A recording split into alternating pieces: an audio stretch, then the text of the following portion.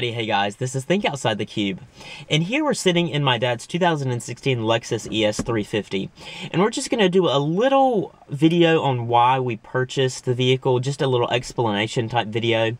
We've had the vehicle for a month now. There's been some bickering and some questions down in the comments of the tour and the explanation video of, you know, the packages and stuff like that, the initial video I made on this car.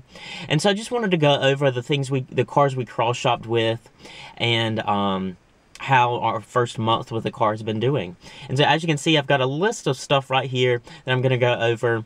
First of all, we took delivery of the car on December 19th, and so we've had it almost exactly a month. I mean, it's like January 24th now. We mainly looked at premium sedans. We didn't really care about the luxury badge. I mean, that's irrelevant to my dad. He could care less, actually. And then we wanted nothing American or German, just because those, us, the Americans, and the Germans really don't have the best reputation for reliability.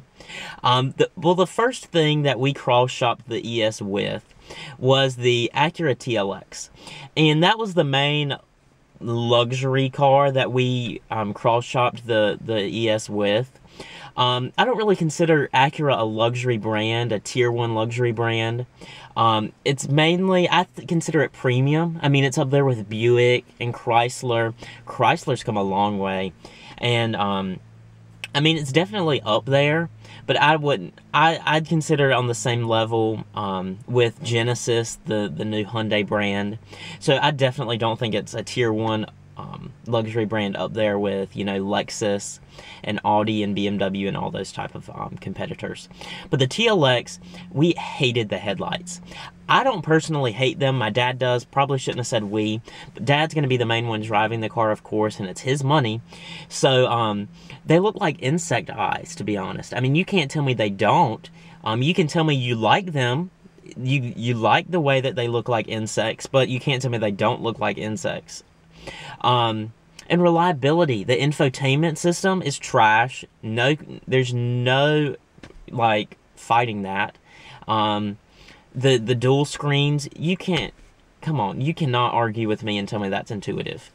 And reliability has been trash on the new Acuras in Acura terms. Trash in Acura terms is way different than trash Audi terms or German terms. But reliability has fallen for the Acura brand ever since they came out with those new 8 and 9-speed transmissions and the new DCT automatics, all that kind of stuff. And so we just really didn't see a reason to go with Acura. Value is there. Of course, you get everything in like a big tech package or whatever. But of course, no tilt and telescoping steering wheel that's power. There's just certain luxury features, no power rear sunshade. Stuff like that. I mean, they aren't needed, but it's just refinement stuff that you kind of know that Acura's not up there in the luxury brands. But that's the main reason we didn't get the TLX. Secondly, the next main thing we looked at was the Avalon.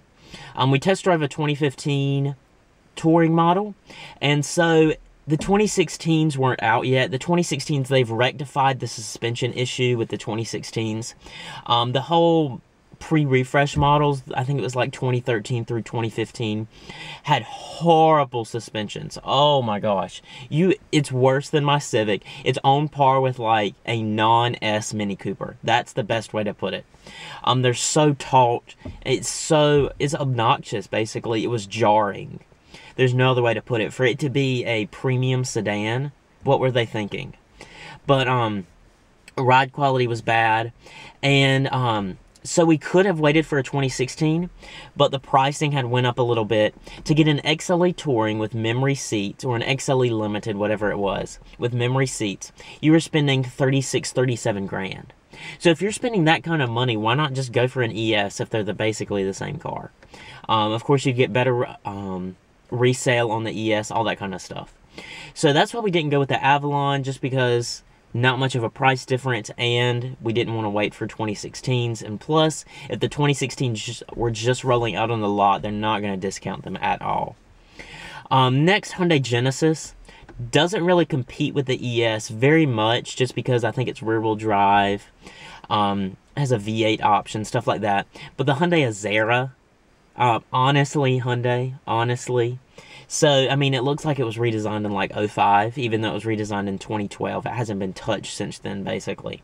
And so, the Genesis, yes, it looks good. Yes, it's a good value. But how's that value combo going to hold up over the next 10 years and 100,000 miles is one thing we were concerned about. Just because we are keeping this vehicle for a while. And also resale. We didn't know this when we were cross-shopping. But, you know, Hyundai is dumping the Genesis vehicle in their lineup. And they're making a Genesis brand for their luxury vehicles, the Equus and the Genesis. And, hello, resale is going to plummet on the current Hyundai Genesis when they drop that name. Did anyone think about that? I mean, people were like literally fighting in the comments of my tour of the ES over the Genesis. And yeah, I mean, yeah, it's a good value. Yes, it looks good, but okay. So, in the grand scheme of things, if you're keeping the vehicle a while, what's another $5,000? Honestly. So, yeah, resale is going to plummet. The only reason we really considered it was because there's a dealership right down the road, which we would probably need for those warranty repairs. Next, Infiniti Q50 doesn't really compete with the ES powertrain, drivetrain wise, but we looked at it briefly just because Nissan, of course. We had the Nissan Altima before this. It was a 2014 2.5 SV, but most of you probably already know that. And they both looked so similar. We didn't really want anything that looked that similar. There's really no other ways to put it. I mean, that's why we didn't buy the Infiniti, so there's no reason to church it up. And then the Nissan Maxima is the next car, and the last car. We really didn't look too hard into the Maxima because we weren't impressed by the Altima. We weren't disappointed with it, but we just weren't impressed with it. We had a few warranty issues.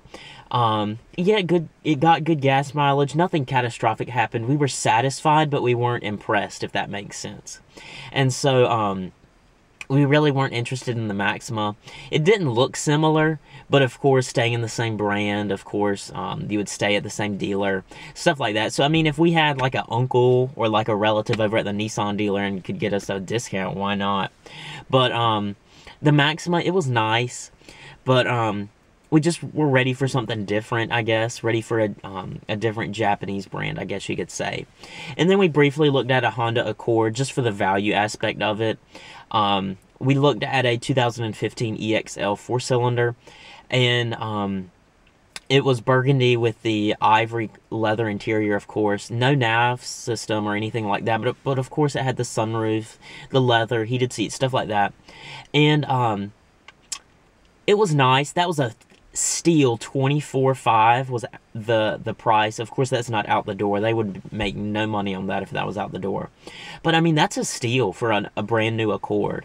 And so we briefly considered that, but we decided to splurge a little bit more, and we wanted something a little bit more well equipped for the long-term use that we're going to keep the car. And so that's basically it. Hopefully I didn't make too many of you butthurt over the Genesis and the TLX, because I know there's some fanboys out there. But really, I'm not a fanboy of anything. Of course, I am going to be partial to the vehicles we own. Of course, I'm a fan of Honda, and you just heard me bash them. I drive a Civic, so you can't really tell me I'm a fanboy over anything. But that's basically it. Just thought I'd explain the brands and the vehicles and the vehicles we cross-shopped with the ES. And so 1 month in, updates on the car, as I said. I don't know if I've said, but it's got 1,600 miles on it so far, so we're really not driving it that much at all. For Christmas, we got my dad WeatherTech floor mats, and so he's loving those. When we go in for our 5,000 mile service, we thought about getting the clear bra installed and maybe the, what are they called?